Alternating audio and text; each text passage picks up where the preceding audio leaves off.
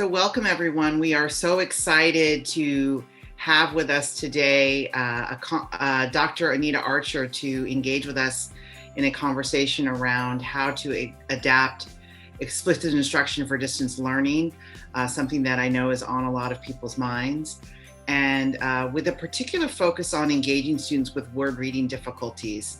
Oftentimes those are students who can be difficult to reach even in the most ideal circumstances. And so we are very, very honored to have an expert with us who really can talk about the most important and critical element of that, which is certainly the engagement. And so I just want to introduce myself first. I'm Monica Ng. I am the Vice President of Education Programs at Pivot Learning. And I am joined by my beloved colleague, Carrie Beck. Hi, welcome everybody. My name is Carrie Beck, and I am the Director of Literacy for CORE, which stands for the Consortium on Reaching Excellence in Education. So welcome, Dr. Archer.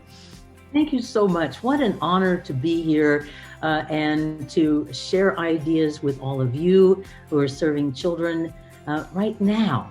And making a big difference with them in the area of reading.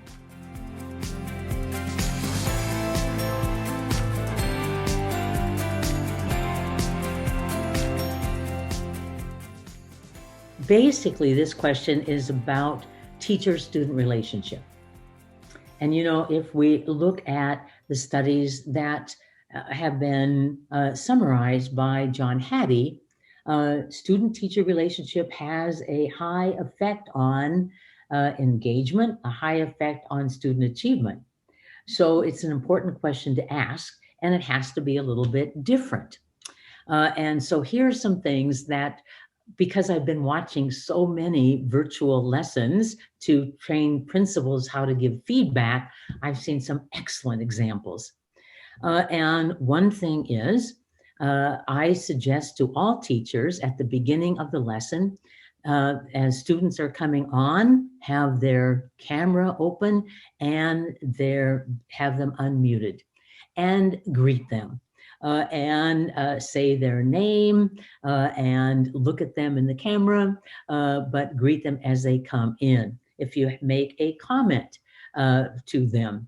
And so, for example, I was just on this webinar with people from Ohio, and this is a Friday, and they're playing, Ohio State's playing tomorrow.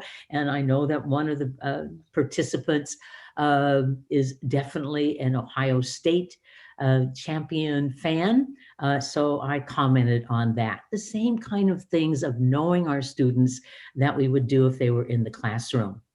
But then have a routine for after they've been greeted, that you don't allow them to socialize in the chat box, because if you do allow that, they will chat box the whole lesson, particularly older students, and you'll never have them on task.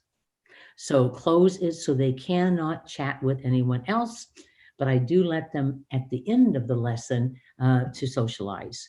So I say, I'm going to count to 3, and you are going to mute yourself. 1, 2, 3, mute, and then I'll start the lesson. Now, during the lesson, what are some things that strengthen the teacher-student relationship? Smiling at them and giving them positive feedback on their answers, whether it's verbal or it's a signal like good job. Makes a huge difference. Being very present, not having any distractions that's taking your attention away from them. They know it. They can feel it if you're looking at your phone or you're checking your email. No, you must be totally present for them. It is out of respect that we would do that. And so using their name, there's one benefit when they're in the classroom right now, you'd be all masked. Yes. But virtually, you're not masked. So there's a benefit here.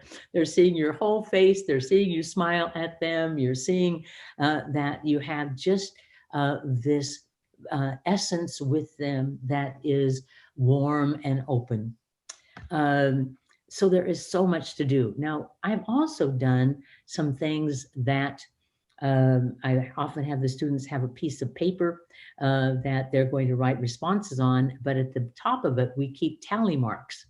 And I say, "Ooh, everybody's looking right at me. Give yourself a tally mark." Boy, I appreciate that everybody had their thumbs up showing me that they're ready. Please add a tally mark. Now, those tally marks, we're not going to add them up and get something out of the prize box. No, it is just in the moment. It gives me a way to honor them for all the behaviors that make a difference.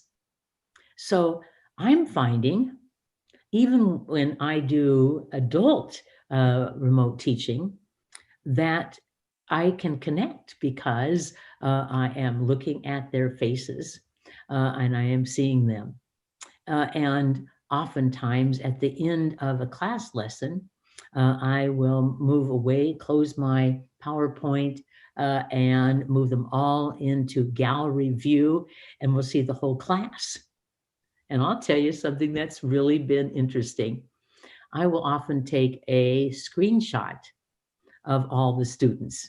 And if I send out an email to them, maybe with homework, I often attach, here's a picture of all of us. That has been a big seller in creating community. So there are so many things we can do, but we just have to be intentional about it. But I also am concerned sometimes we're spending so much time creating community that we forget our major mission is ensuring that they are learning.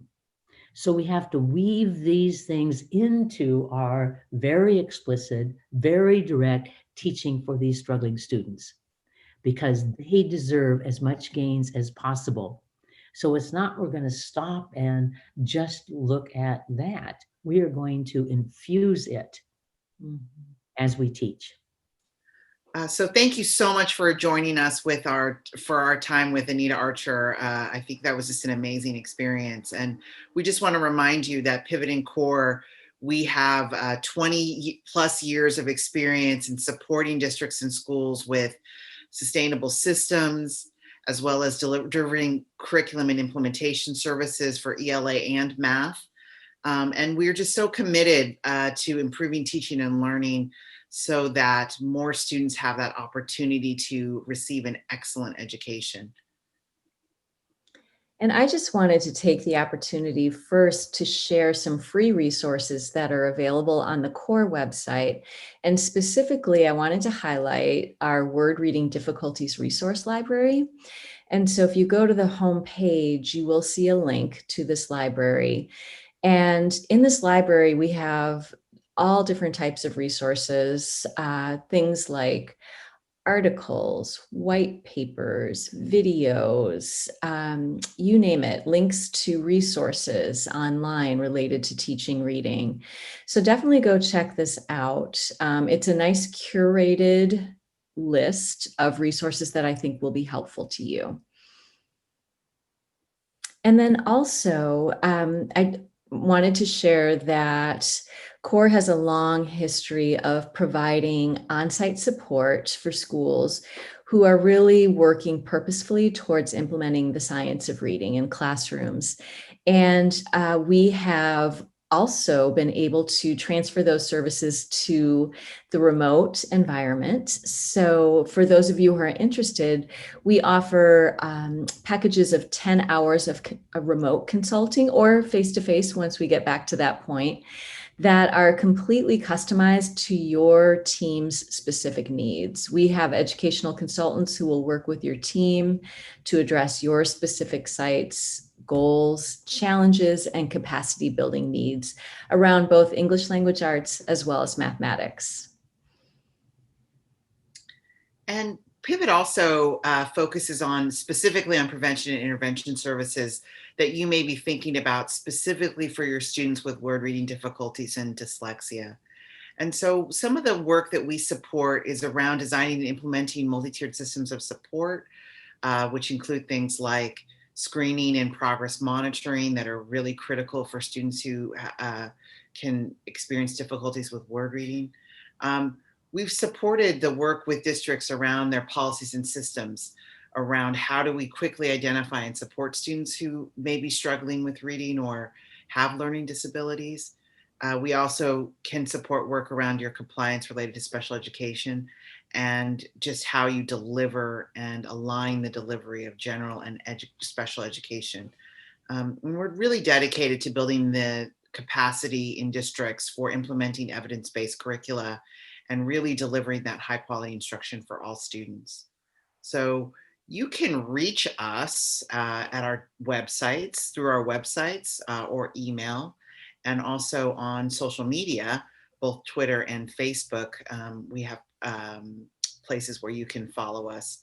And we really hope that you were as inspired by the conversation with Anita Archer as we were, and will reach out to us if we can be of any support or assistance in any way to you as you navigate this world of virtual teaching, but always remembering that good instruction is good instruction. So thank you so much for being with us again.